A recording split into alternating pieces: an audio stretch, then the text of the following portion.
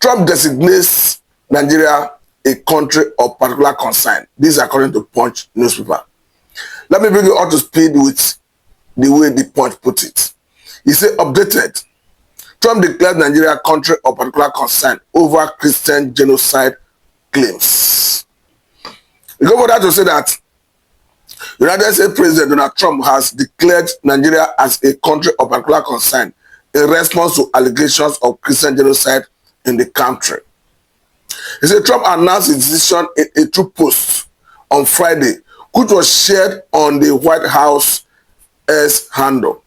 According to a publication by the Family Research Council in 2022, to declare a country of particular concern is an official designation typically made by the U.S. government, primarily the Secretary of State, under specific U.S. laws. The exact meaning and implication of the designation depends on the specific legislation applied, but it generally indicates that the country engages in activities detrimental to U.S. interests or universal human rights standards. In the post, U.S. President wrote, Christianity is facing an existential threat in Nigeria. Thousands of Christians are being killed. Radical Islamists are responsible for this mass slaughter. He said, I am hereby making Nigeria a country of particular concern. But that is the least of it.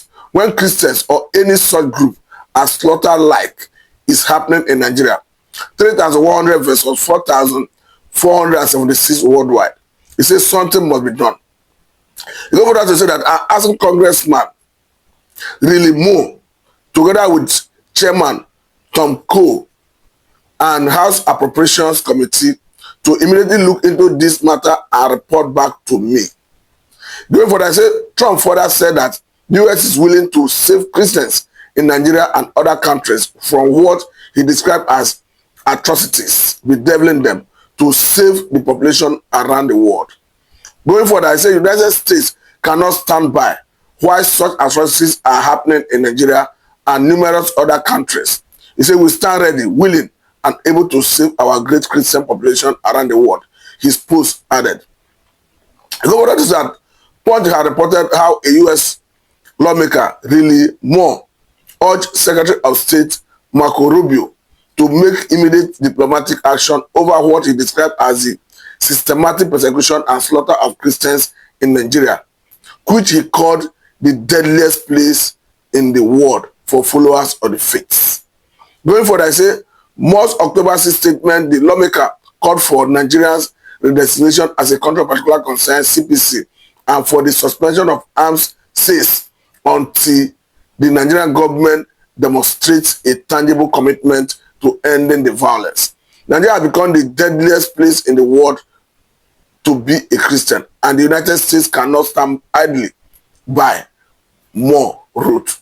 Certain figures from Open Doors and other reports, he claimed that more than 7,000 Christians had been killed in 2025 alone, and that at least 19,100 churches have been attacked or destroyed since 2009.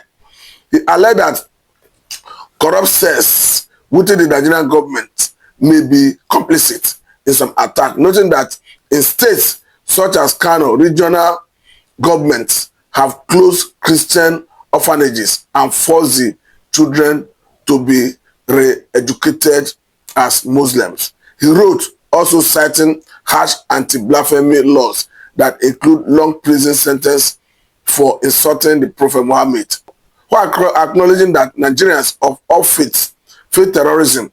Moore said Christians are far and away the most targeted for persecution and violence. But the question is, we understand that Nigeria was under this category in the past, under the first administration of Donald Trump. But when Joe Biden became the president of the United States of America, of course, he removed Nigeria from that category. But the question here is, the way it is, Nigerian government must, as a matter of urgency and necessity, look inward and look at those areas that they need to address for the Nigerian government to exit that category. Because In a way, this will affect the relationship between Nigeria and United States of America in terms of their ability to acquire arms to fight insurgency.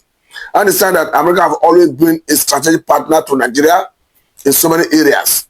But I want to believe that Nigerian government will work towards addressing the concerns of the American government so that they can exit this category. Another issue is, we understand that in the build-up to all this controversy, we had a situation where even a Nigerian talking about the Brandon Mokri brought in a former mayor from America who visited some places and at the end of the day made his recommendation, though according to him, he was not here at the instance of the American government. He only came based on his interest in what is happening in Nigeria. But it's not clear whether his presence, his findings played any role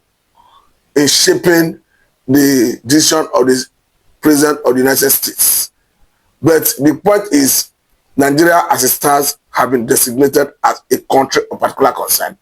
I think this should be a concern to the Nigerian government, that they must do things, address those concerns that the American government have raised, so that they can as quickly as possible exit this category. But I must say very thank you for your time. This is Sadla Video.